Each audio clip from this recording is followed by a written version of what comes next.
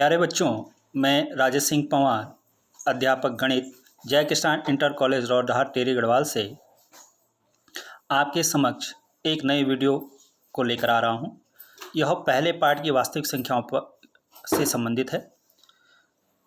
इस पार्ट का जो अंतिम टॉपिक है, बिना लंबी विभाजन प्रक्रिया के प्रमेय संख्याओं का दशमलव प्रसार ज्ञात करना, जो कि हमने पिछले वीडियो में भी देखा, उसी से संबंधित यहाँ पर हम पाठ्यपुस्तक की प्रश्नावली 1.4 को हल करेंगे।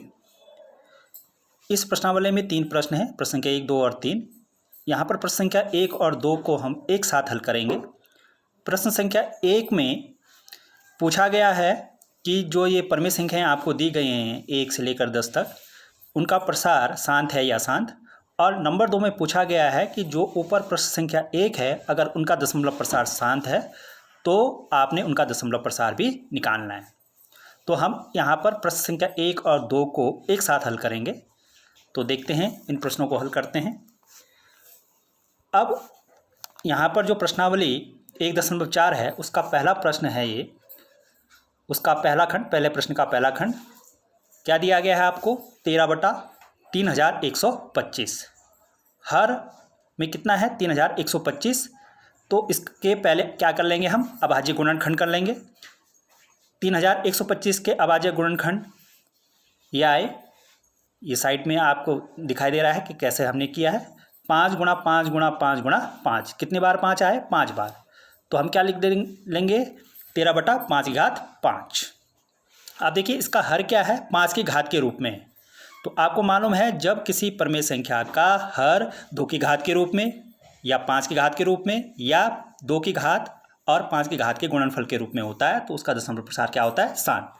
यहाँ पर 3125 का मान जो है, यानी जो हर है, वो 5 की घात के रूप में, इसलिए यहाँ पर दशमलव प्रसार कैसा हो जाएगा? शांत।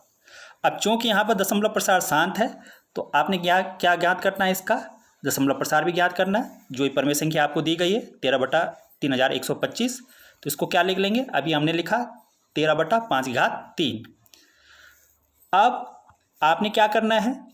हर में क्या लाना है? 10 लाना है, यानी हर को 10 की घात के रूप में लिखना है। तो हर में 10 कब आएगा? जब 5 का गुणा 2 से होगा।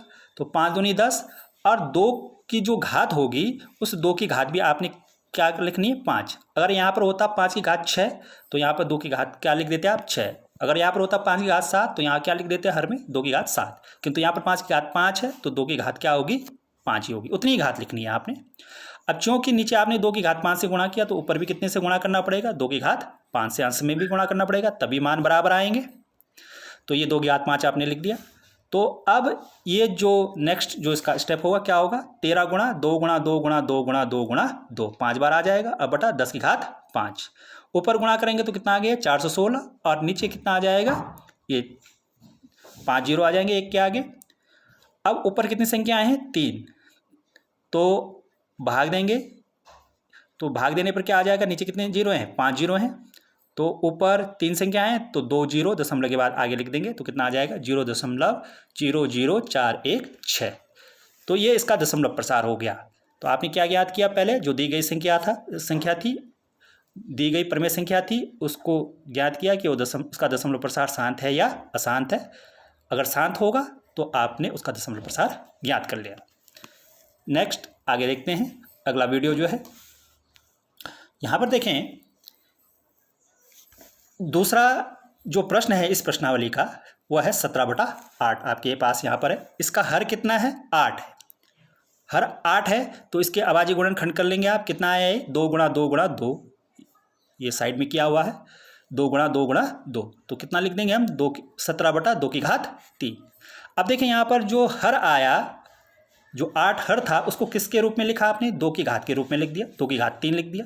आपको मालूम है प्रमेय से, अगर किसी प्रमेय संख्या का हर 2 की घात के रूप में, 5 की घात के रूप में या 2 की घात और 5 की घात के गुणनफल के रूप में लिख सकें या लिखते हैं, तो उसका दशमलव प्रसार क्या होता है? शांत होता है। तो यहाँ पर जो हर है 8, उसको हमने किसके रूप में लिखा? 2 की घात के रूप में लिखा, तो उसका दशमलव प्रसार शांत है। अब चूंकि यहाँ पर दशमलव प्रसार शांत है, तो इसका दशमलव प्रसार भी ज्ञात करेंगे। तो 17/8 है, 17/8 को कितना लिख देंगे हम? 17/2 की घात 3 बराबर 2 का गुणा किस में नीचे हमने हर में क्या लाना पड़ेगा, इस संख्या के हर में क्या लाना है, हमने 10 लाना है इसका दशमलव प्रसार ज्ञात करने के लिए। तो 2 हर कैसे आएगा, जब 2 के साथ कितने का गुणा होगा, 5 का गुणा होगा। हर में कितना है, 2 की घात 3, घात कितनी है 3, तो 5 की घात भी कितना रखेंगे हम 3। जब 5 की घात 3 है तो ऊपर भी अंश में भी कितने का गुणा करना पड़ेगा हमें, 5 की घात 3, तभी वो समान होगा। आगे इसमें क्या होगा फिर, 17 गुणा 5 गुणा 5 गुणा 5, 5 की घात 3 है तो 3 बार 5 लिख देंगे। अब बटा नीचे कितना आ जाएगा, 5 दूनी 10 और 3 घात क्या आ जाएगी, कॉमन आ जाएगी हर में। तो ऊपर जो गुणा करके आएगा, आप गुणा कर सकते हैं इसका, तो कितना आएगा ये 2125। अब बटा 10 की घात 3 को क्या लिख देंगे हम, 1000, 1 के आगे 3 जीरो, तो नीचे 3 जीरो है तो ऊपर भी दशमलव के बाद कितने अंक होने चाहिए, 3, तो कितना आ जाएगा 2.125। तो इस प्रकार ये दूसरा प्रश्न हल हो गया। इसी प्रकार से इसी प्रश्नावली का प्रश्न संख्या 1 का तीसरा खंड देखें। यह है 64/455। इसके ये अभाज्य गुणनखंड हमने साइड में किए हैं। 5 से भाग दिया, पहले 91 आया, फिर 7 से भाग दिया तो 13 आया, और 13 कम 13, तो ये अभाज्य गुणनखंड हो गए 455 के 5 गुणा 7 गुणा 13। तो हर में इसको लिख देंगे 64/5 की कितनी घात है 1 गुणा 7 की कितनी घात है 1, 13 की कितनी घात है 1, तो बटे में कितना लिख देंगे 5 की घात 1 गुणा 7 की घात 1 गुणा 13 की घात 1। अब यहाँ पर आप देख रहे हैं कि जो हर है 455 उसको किसके रूप में लिखा गया है, यहाँ 5 की घात के रूप में, 7 की घात के रूप में और 13 की घात के रूप में।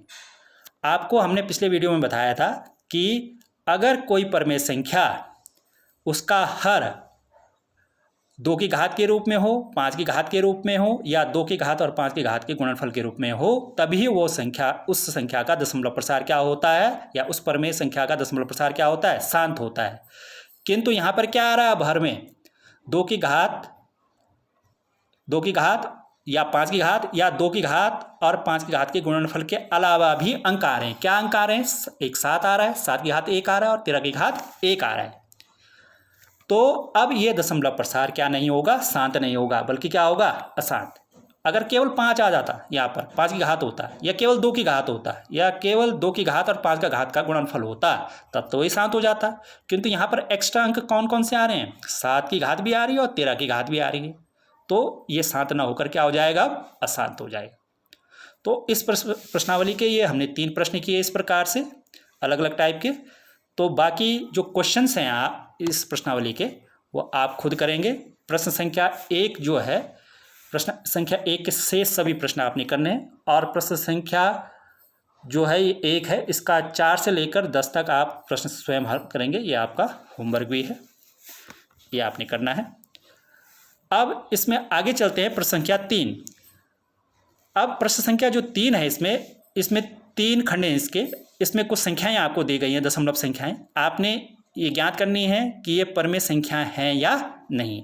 ये पिछला मैंने एक वीडियो दशमलव प्रसार बिना लंबी विभाजन प्रक्रिया किए बिना कैसे आप दशमलव प्रसार ज्ञात करते हैं, उससे पहले एक वीडियो और बनाया था जो कक्षा 9 के कोर्स पर आधारित था कि कौन शांत आवृत्ति होती है, कौन अशांत आवृत्ति होती हैं, कौन अशांत अनावृत्ति होती है।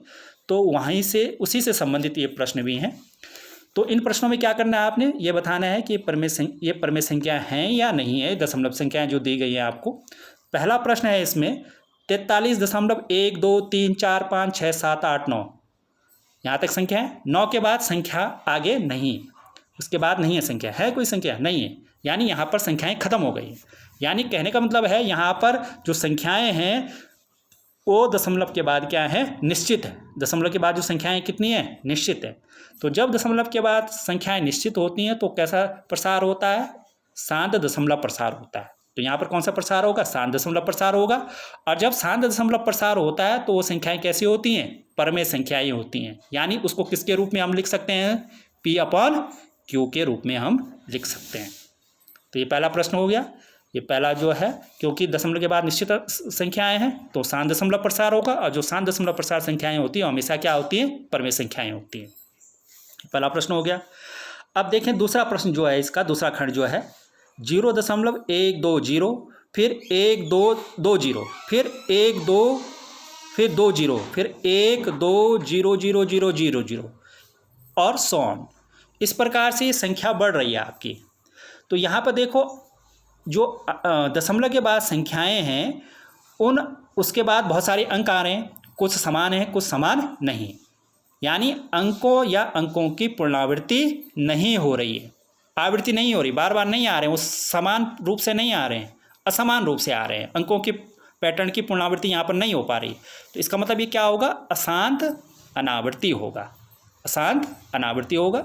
और जब अशांत अनावृत्ति दशमलव प्रसार होता है तो हमेशा कैसी संख्याएं होती हैं, अपरिमेय संख्याएं होती है, यानी उसको हम P/Q के रूप में नहीं लिख सकते हैं। अपरिमेय संख्याओं को P/Q के रूप में नहीं लिखा जा सकता है।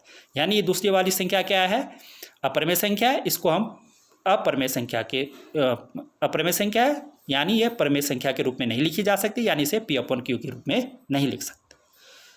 अगला जो इसका लास्ट खंड है, तीसरा खंड जो है, उसमें दे रखा है, ये संख्या दे रखी है आपको कि 43.123456789 और उसके ऊपर ये देखिए रेखा खींची हुई है, एक रेखा खींची हुई है, जिसको हम क्या कहते हैं, जिसको बार कहते हैं।